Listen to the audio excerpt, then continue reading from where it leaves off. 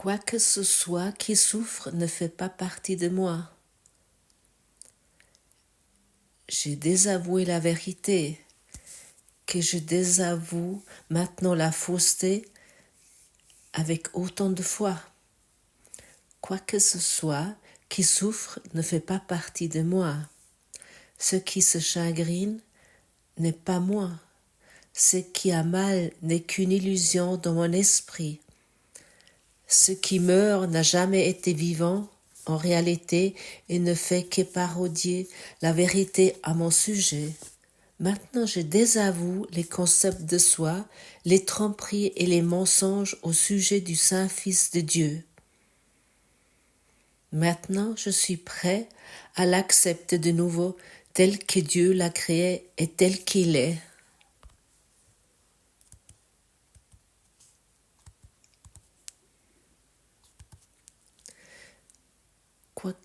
Quoique ce qui souffre ne fait pas partie de toi, tu ne peux pas être ça. Tu ne peux pas souffrir en tant que ce soit de Dieu que tu es. Tu ne peux pas avoir peur en tant que ce que tu es. Mais chaque peur, chaque souffrance, chaque inquiétude t'invite à te souvenir ce que tu es en vérité. Et pour cette raison, ne te bats plus contre la peur, ne te bats plus contre les illusions de la souffrance, la douleur, ce qui souffre, mais reçois-le, accepte-le. Et c'est déjà été souvent mentionné ici. Autant que nous ne voulons pas voir quelque chose, cela fait partie de nous. Nous le faisons, cela une partie de nous que nous ne voulons pas. Et dans l'acceptation, c'est accepter, regarder et abandonner, c'est là que nous pouvons recevoir la paix. Il y a tellement d'êtres, tellement de personnes qui sont angoissées. Ils ne savent pas comment gérer cela. Ils ne veulent pas voir la peur, l'angoisse. Ils ne veulent pas voir la maladie, la douleur, la souffrance et les inquiétudes qui sont inclus avec cela. Dans l'acceptation plein de douceur, tu vas pouvoir reconnaître que c'est toi, en tant que ce que tu es véritablement, que tu ne peux pas souffrir. Et le tour de passe-passe de l'ego est de te maintenir dans cette idée très occupée qu'il faut combattre l'angoisse, il faut se battre avec l'angoisse ou d'appeler quelqu'un ou de s'asseoir avec quelqu'un pour discuter sur tes angoisses et qu'ensuite cette personne te confirme encore tes inquiétudes ou tes peurs et peut-être et cela voudrait dire que tu essaies de trouver une solution sur le niveau de la peur, sur la base de l'angoisse. Est-ce que nous pouvons trouver une solution sur le niveau de la souffrance? Moi pas. J'ai essayé cela pendant de nombreuses années et j'ai vraiment échoué lamentablement sur le niveau de la souffrance. Nous allons rien trouver à part plus de souffrance, l'illusion des illusions, des idées étranges sur l'illusion de ce monde. C'est la seule chose que nous allons trouver.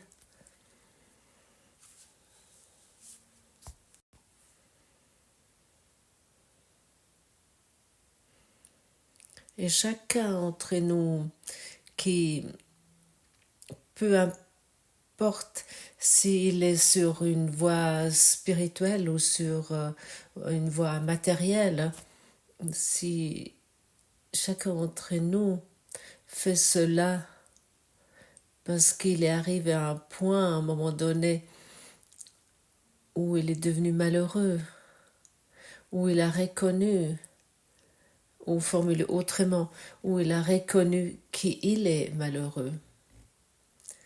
Et une circonstance de vie lui a montré cela. Et après, chacun se fait en route vers le bonheur, à la quête du bonheur. L'un, il essaye avec, en amassant de l'argent qui inclut plus de souffrance, et l'autre l'essaye sur un chemin spirituel qui peut également inclure encore plus de souffrance et encore de la souffrance, autant que c'est pas reconnu ce qui doit être fait véritablement. Le pardon est la seule chose que je veux. Et pour moi, cela est la spiritualité. Et nous constatons où nous trouvons sur le chemin spirituel ou sur le chemin du pardon, dans la mesure que nous sommes en paix. Mais autant que nous nous laissons encore dominer par la peur, par les soucis, par les maladies, par la souffrance, autant nous ne pratiquons pas le pardon. Dans le pardon, nous trouvons l'amour que nous sommes.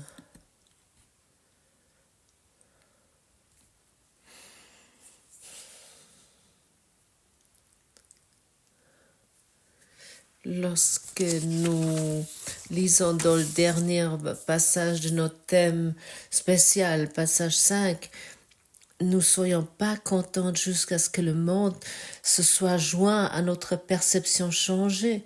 Ne soyons pas satisfaits jusque le pardon ait été rendu complet et ne tentons pas de changer notre fonction. Nous devons sauver le monde, car nous qui l'avons fait devons le contempler par les yeux du Christ, afin qu'il puisse être ramené à la vie éternelle, ce qui a été fait pour mourir. Et beaucoup confondent cela et causent encore plus de souffrance. Ils croient qu'il doit aller maintenant dans le monde pour le sauver.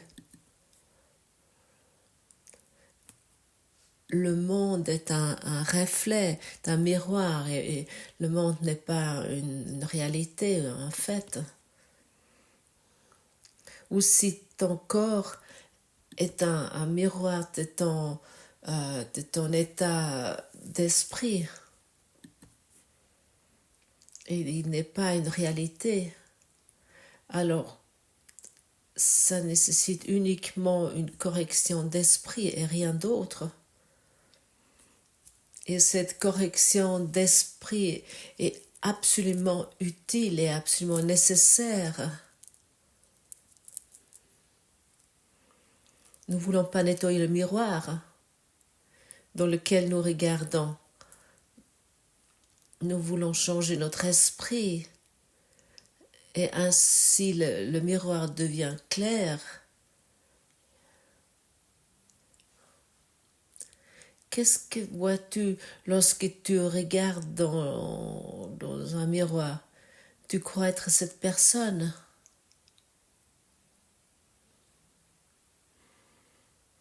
Qui est une énorme tromperie. Et chaque matin ou chaque jour, nous regardons dans le miroir et nous voyons un corps qui est une projection d'un esprit non délivré, un esprit non sauvé. Nous avons donné à l'étranger une demeure, un chez-soi, et nous croyons être cet étranger, et ainsi nous sommes des étrangers dans un monde étranger, dans un monde qui est totalement étranger à nous.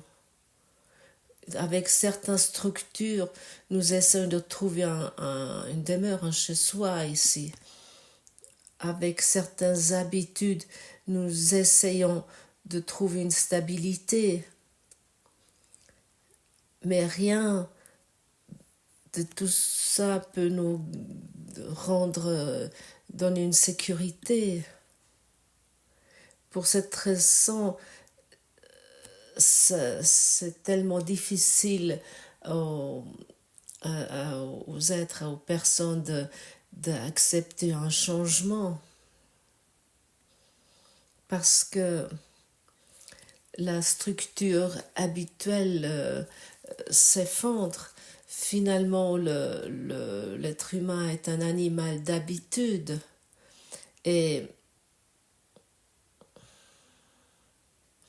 chaque fois qu'il y a des changements se présentent, nous nous mettons dans un état de souffrance. Par exemple, lorsque j'observe des animaux, je viens d'une petite ferme, j'ai grandi dans une petite ferme.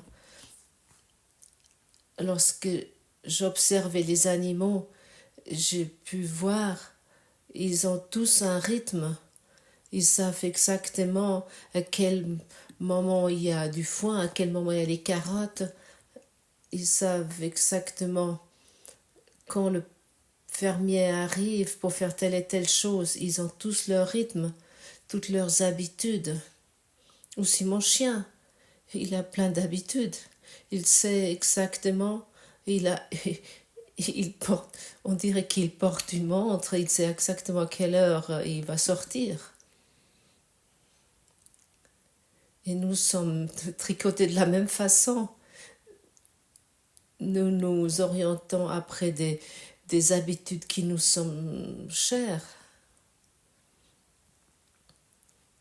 Même lorsque tu emprisonnes une personne et il est pendant des années dans une cellule de prison, comme par exemple de 4 à 6 mètres, et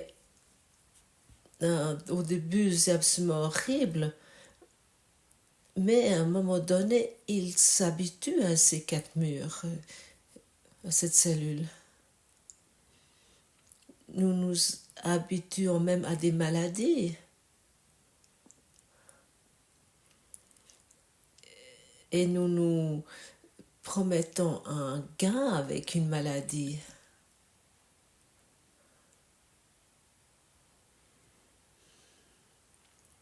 Nous nous habituons à des problèmes et nous nous promettons des gains avec des problèmes. Je savais, lorsque j'étais encore vraiment très enchevêtrée, très embourbée dans mes crises, et soit je ne savais plus quoi faire ou comment m'en sortir. Secrètement, j'espérais qu'avec ces situations où je me trouvais, je savais que j'avais un certain statut que personne d'autre avait. Et je jouais avec ce statut. J'étais celui-là qui souffrait, j'étais celui-là qui pourrait être une victime. C'était très subtil, ça s'agit en moi. Je suis retournée vers ma famille d'origine et je pouvais leur confirmer, je vais pas mieux que vous. Moi aussi, je dois me battre. Je dois faire quelque chose de particulier pour survivre. Et, et je fais partie d'un groupe de victimes comme tout le monde. Et je me suis vraiment tout le temps cherché cette confirmation, c'était une habitude.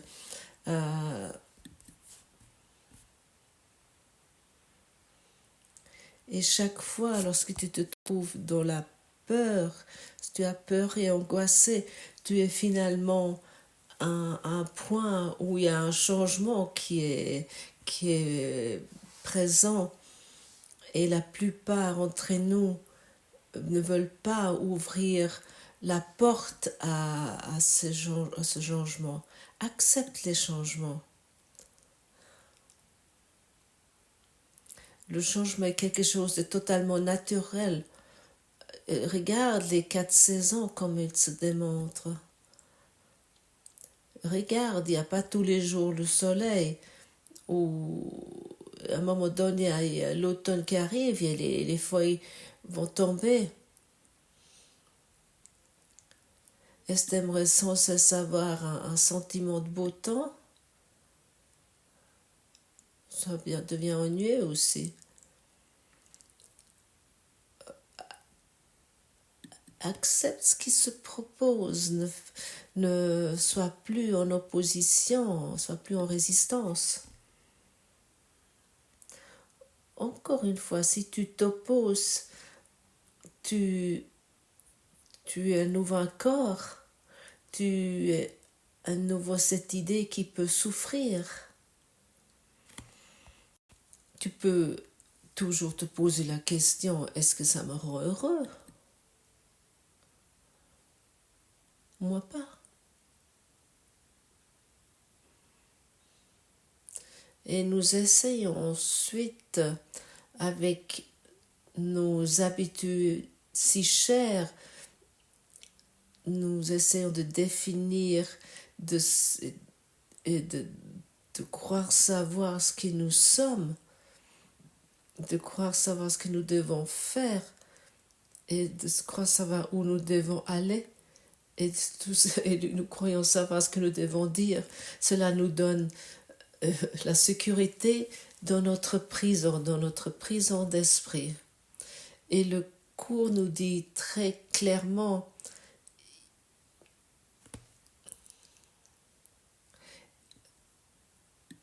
et le cours nous dit clairement, et puis il n'y a aucune énoncé que dans ce monde que l'ego craint plus que ça, que cet énoncé, je ne sais pas qui je suis et je ne sais pas, de cette raison, je ne sais pas ce que je fais. Où je me trouve, ou comment je devrais voir ce monde, ou moi-même.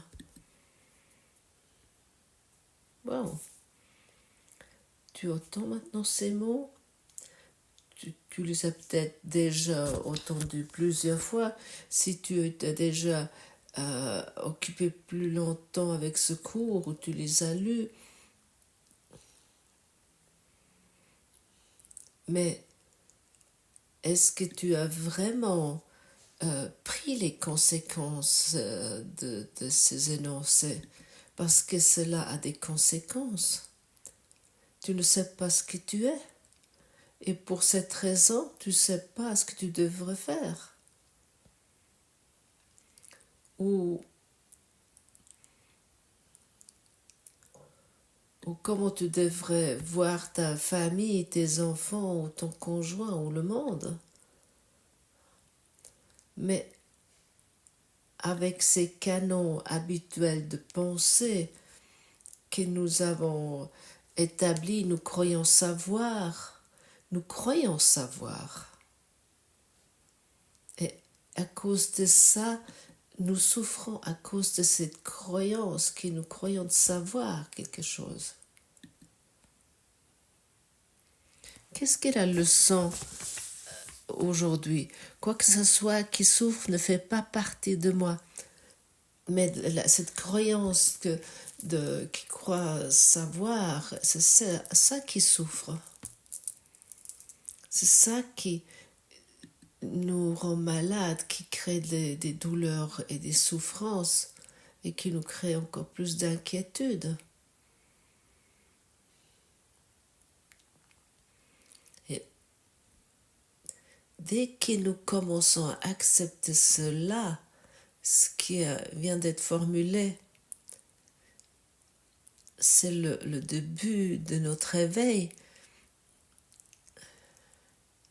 C'est le commencement où nous nous tournons vers la vérité.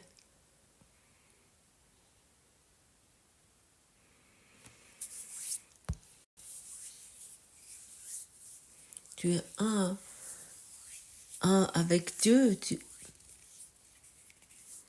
Tu fais qu'un avec Dieu. Il n'y a pas Dieu qui est au ciel ou je ne sais pas où.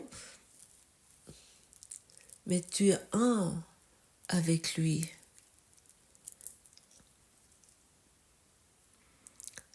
L'unité n'est pas visible sur la terre.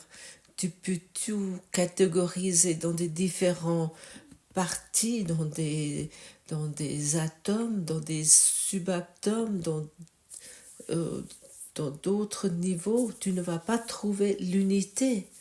L'unité peut être que vue dans l'esprit. Nous voulons le regarder une fois ainsi. Par exemple, rarement quelqu'un voit son doigt séparé de sa main. Rarement quelqu'un voit sa main séparée de son bras. Ou rarement quelqu'un voit son orteil séparé de sa tête. Mais même pour la plupart des gens, l'orteil a très peu à voir avec la tête. Les pieds sont là pour que on peut bouger et la tête est là pour croire qu'on a une personnalité. Mais très rarement c'est mis en liaison. Et ainsi tu es un avec Dieu, tu es un en Dieu. Aucune séparation, il n'y a pas deux. Mais à travers cette idée, par cette idée d'être un soi personnel, d'être une personnalité, nous nous perdons dans un rêve qui résulte tout ce que nous ne voulons pas.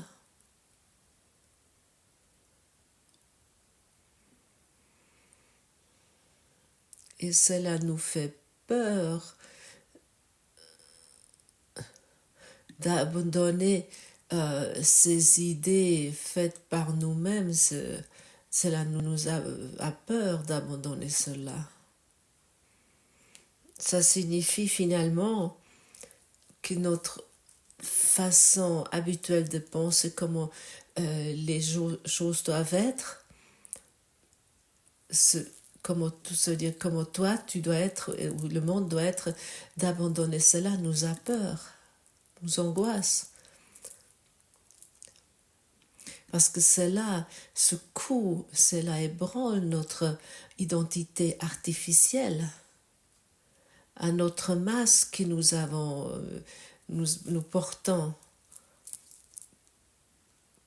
Tu n'es pas le masque et tu n'es pas cette identité personnelle, car tu ne t'es pas créé toi-même et tu n'as pas été créé par ta mère ou ton père. Ce sont seulement des idées et des pensées qui se démontrent ensuite. Tu as été créé par Dieu et tel qu'il t'a créé, tu es encore.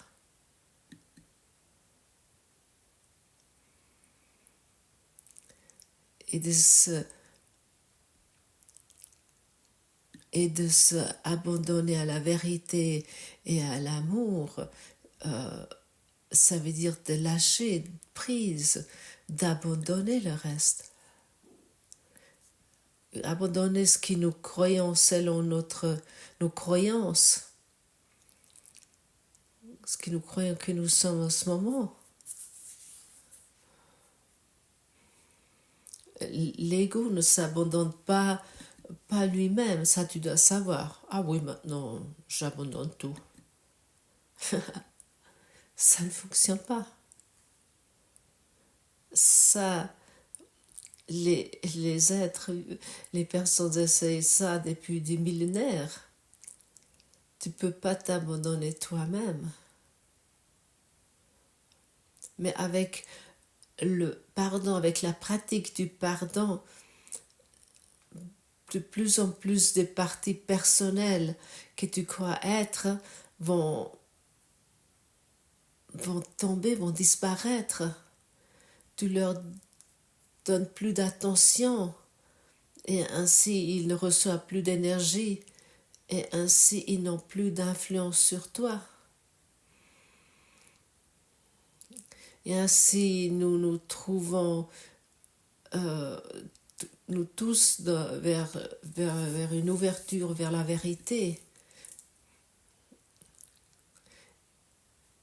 Et plus que tu t'ouvres à la vérité, plus que tu vas pouvoir faire confiance à la vérité.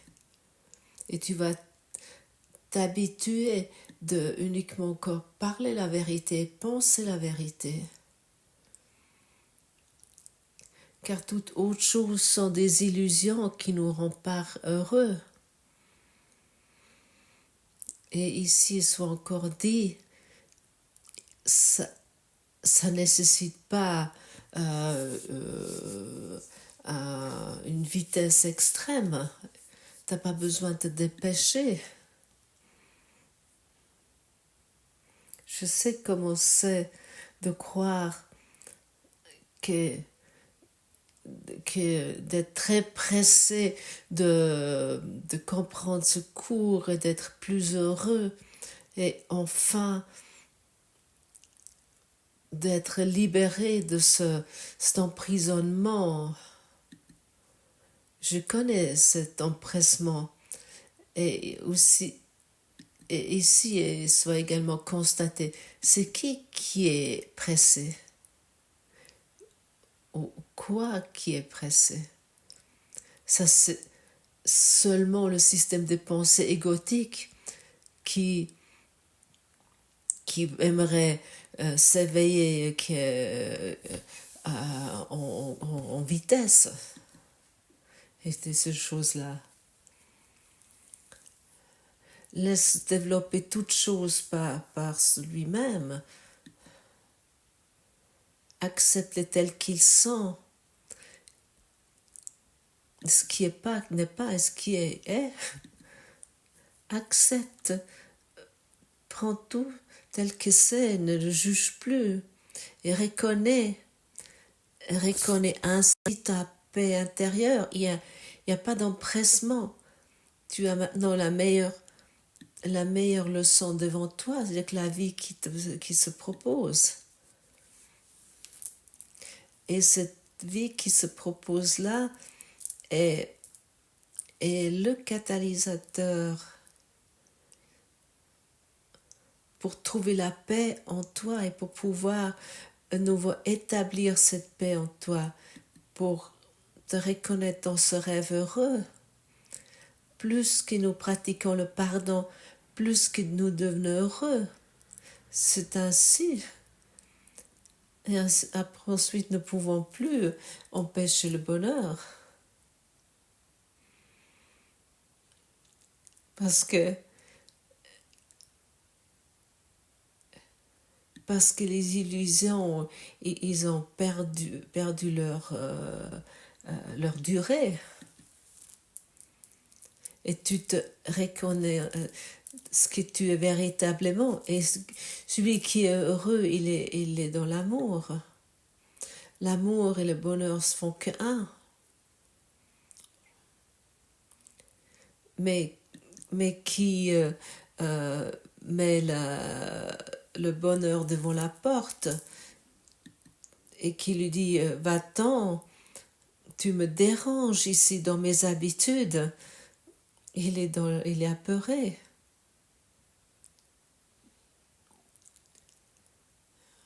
Ne te défends plus contre ce qui se démontre aujourd'hui. Accueille tout avec bonheur. Accepte tout tel que c'est aujourd'hui. Respire parfois, plusieurs fois, et observe combien de paix est là où tu te trouves en ce moment. Ça ne nécessite pas plus pour être ça ne nécessite pas plus pour être en paix à ce que tu expérimentes à l'instant. Et ça n'a aucune importance de quoi il s'agit. Et tu es parfaitement parfait.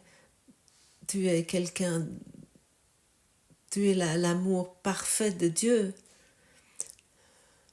Tu es un rayon de la lumière pure. Et devant ta beauté et à tout le monde entier est là en plein dévouement. Parce que ce que tu es en vérité, devant ta beauté, il y a le monde entier est là.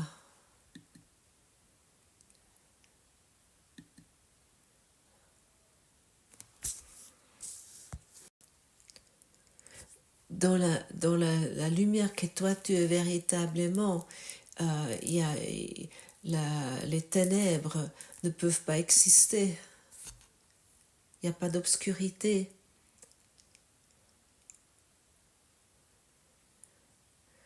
Tu es une beauté absolue. Tu es totalement pur et rayonnant. Tu es le bonheur parfait. Tu es la paix parfaite. Tu es entier et complet. Il n'y a rien qui doit être changé pour reconnaître cela. Tu n'as pas besoin de changer quoi que ce soit en toi. Tu es un rayon de Dieu, uni maintenant avec lui. Tu es pareil à lui, tu es uni à lui, comme tu as toujours été.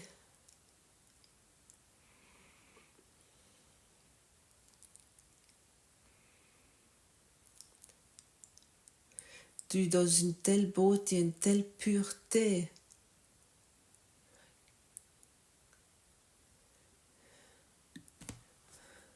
Le monde entier s'incline devant toi, les arbres, les brindilles d'herbe s'inclinent devant toi. Tout se tourne vers toi. Le monde t'accueille, le ciel t'accueille. Tes compagnons puissants te saluent dans cette lumière qui tu es et qui tu n'as encore jamais pu changer. Nous voulons nous souvenir de cela aujourd'hui, car toute autre chose est totalement inutile et insignifiant. Père, mon ancien amour pour toi revient et me laisse également aimer ton Fils à nouveau. Père, je suis tel que tu m'as créé. Maintenant, ton amour est revenu à mon souvenir ainsi que le mien. Maintenant, je comprends qu'ils ne font qu'un.